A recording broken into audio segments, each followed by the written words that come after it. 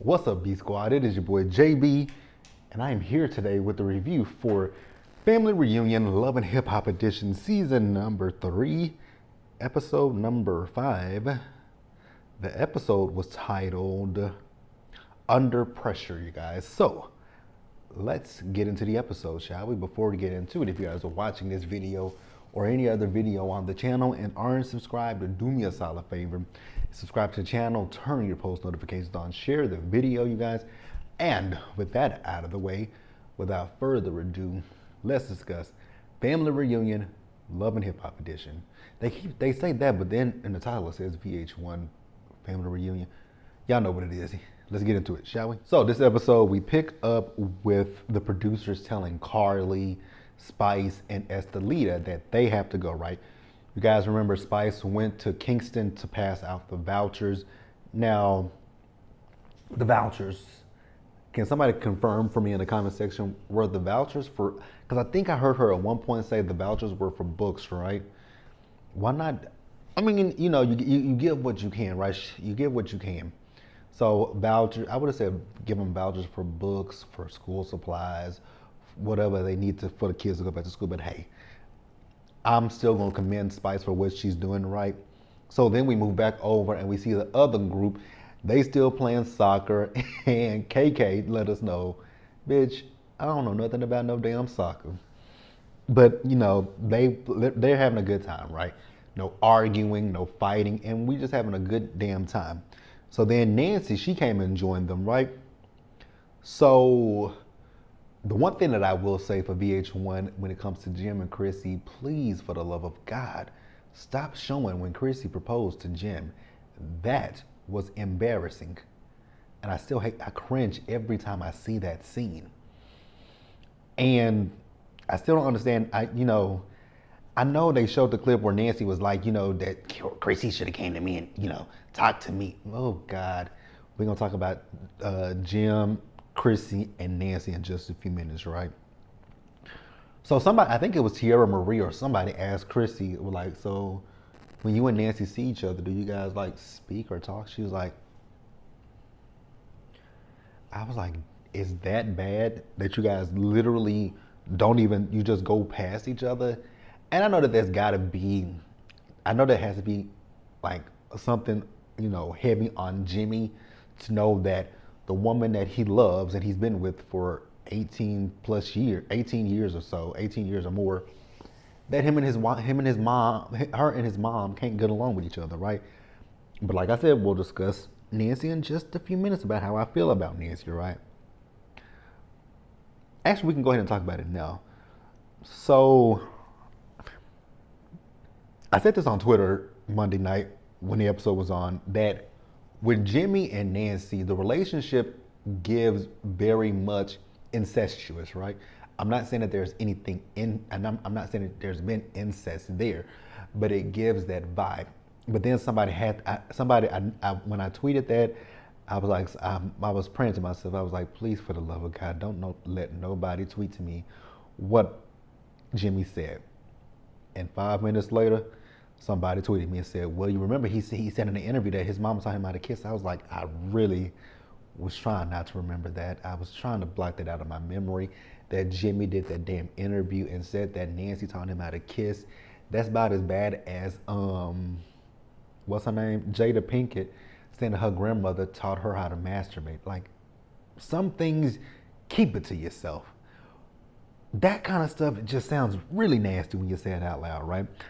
But also I feel when it comes to Nancy, that her relationship with Jimmy, you know how some single mothers, they have boys, sometimes the boys become their man, right? Not saying that they are in a relationship with them, but they treat the boy as if he is, a man to them, right? And some mothers don't know how to, they don't know how to see that their son is in a relationship with someone else, a woman that's making him happy. Then the mother, sometimes the mother can feel like she's being pushed out and replaced, right? But as the Bible says, leave and cleave. So that's my thing when it comes to Jim, Chrissy, and Nancy. You guys can let me know what you think down in the comment section below, and we are gonna pause here and move forward, you guys. So next up, we moved back over with Spice. So Spice still wants to be able to give, the vouchers out to, because people came, and I'm assuming that they filmed this during the summer, right? So it was hot out, so she still wants to be able to do it. And that's very admirable, right? So she tells Carly that, she wants for Carly to apologize to Mariah Lynn, right? So Carly says, absolutely, because, I want to do this before I leave, because tomorrow's going to be her last day on the vacation. I was like, thank you. Thank you. Like, Carly and her messiness, it's old. We've been looking at Carly. Well, y'all have. Let me stop lying. We've been looking at Carly be messy for 10 seasons on Love and Hip Hop Atlanta, right? Technically, I've only watched for 9 because I didn't watch season 10. But we've watched Carly be messy for so long on the show. And I kind of see if, Tokyo actually said, get the vets off the show, I still agree with it, right? The vets, what storylines do they have?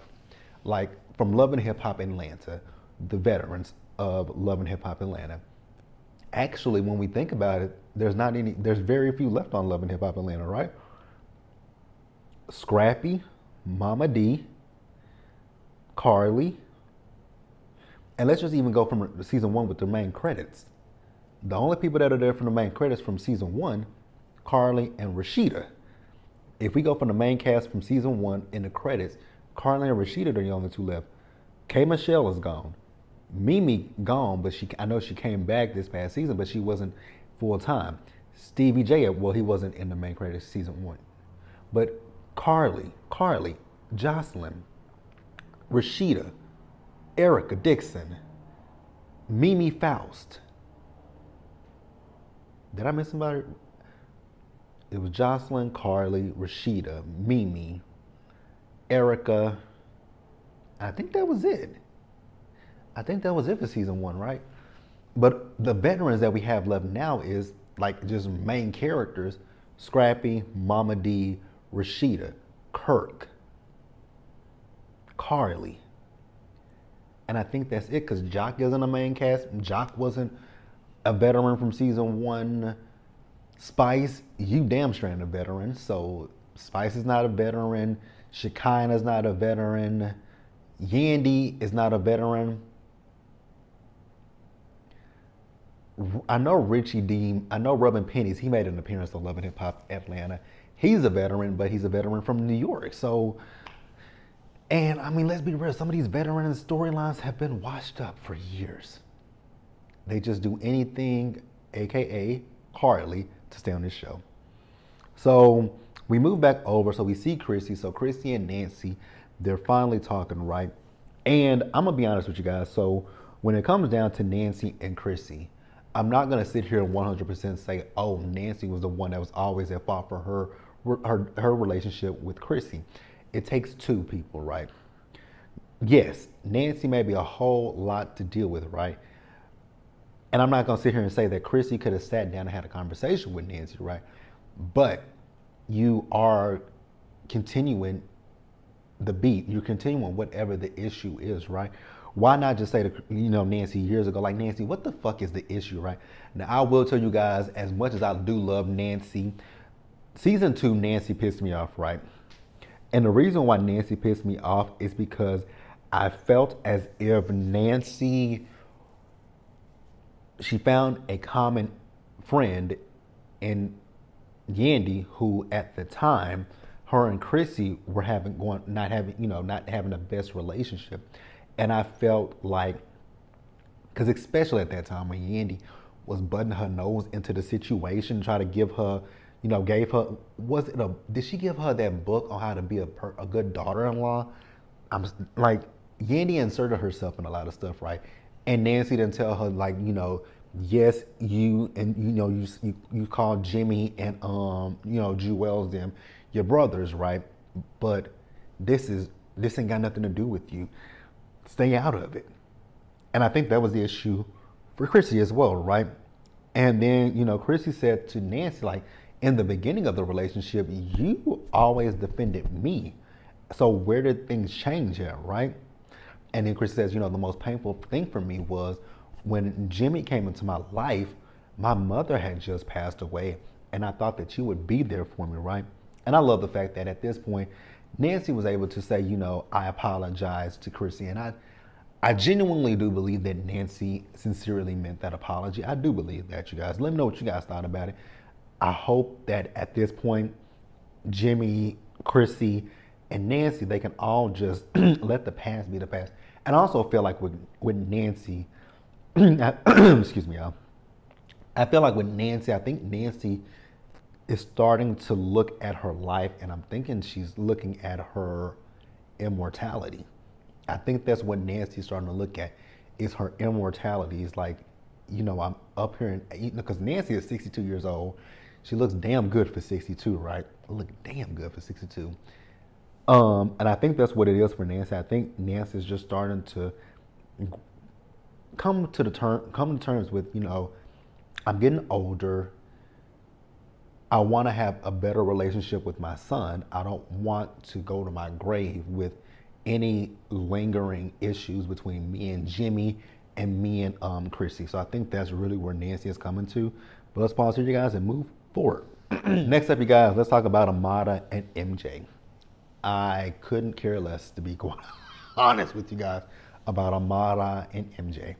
Now, you guys know I love me some Amara. So I love Amara, but this scene with her and MJ, I was like, so, because you could look at them, right? You could definitely see that there was still I think that there are some unresolved issues between Amara and MJ. I do believe that MJ still loves Amara, and a part of me actually believes that Amara still loves him. But I feel like Amara just might be at a point right now where she just wants to focus on her life and her daughter's lives before she is ready to make a commitment to someone else. Do I think that that someone is MJ? Absolutely not. But hey, I want you guys to just kind of chime in the comment section below. But she apologized for her part in the relationship, right? She did say that they had already been broken up by the time she got with Alan. So it wasn't that she cheated on him with Alan. And he says, yeah, he knows that, right? But they move on. So then we see Tierra Marie. So Tierra is having a kickback, right? A kickback, a day at the, a night at the beach, a bonfire. And she started, she was singing, right? And honestly, when it comes to Tierra, Tierra should be so much bigger than what she is. And I wonder if, it's so interesting because think about Tierra. Season 2, we met her on Love and Hip Hop New York, right? In season 2, she played the peacemaker on Love and Hip Hop New York with the girls, right? But then when she came on Love and Hip Hop Hollywood, we saw a different side of Tierra. Because season 2 of Love and Hip Hop New York, she wasn't like a main cast member, but she was around the girls a lot, right? And I think, if I'm not mistaken, season 2, Tierra came in midway. But even still, we met her, we really got Tierra's story on Love and Hip Hop Hollywood. And we saw Tierra, her anger. And I'm wondering if that was some of if her temperament is some of the reasons why she didn't go as far as she went, right? I know Tierra came out with Rihanna, right? And I do remember hearing, I think she told this story, right? That the label was either going to go with her, they were going to fully back her, or they were going to fully back Rihanna. But they ended up backing Rihanna, and we see where Rihanna's career was, right? And it just makes you wonder if they had really put a lot of emphasis on Tierra Marie, could her life be what Rihanna's is, right? Rihanna is a billionaire. She has her skincare line, her clothing line, everything, right? Her endorsements. But I do when it comes to Tierra, she's an amazing talent. And I think it's just a shame that, she didn't reach the potential that I feel like she should have reached, right? So while she was singing, Shekinah eventually showed up. I was like, oh my God, why is Shekinah here? God, if y'all don't know, Shekinah annoys my spirit. So Shekinah came, and Lyrica came up to speak to Shekinah. I know I got ahead of myself, but I'll come back. Shekinah went to, she went to speak to her. Shekinah was like, I know you. She's like, oh, that's what we're doing. I was seeing little Lyrica in this position. Now, Shekinah lost me when she came with the bullshit asking, oh no, I didn't get ahead of myself. I was right on schedule. So while Tierra Marie was singing, she gonna sit there and ask Chrissy if Tierra Marie has paid 50 Cent his money. And I'm like, that is so tacky. But it's Shekinah Joe we talking about, right?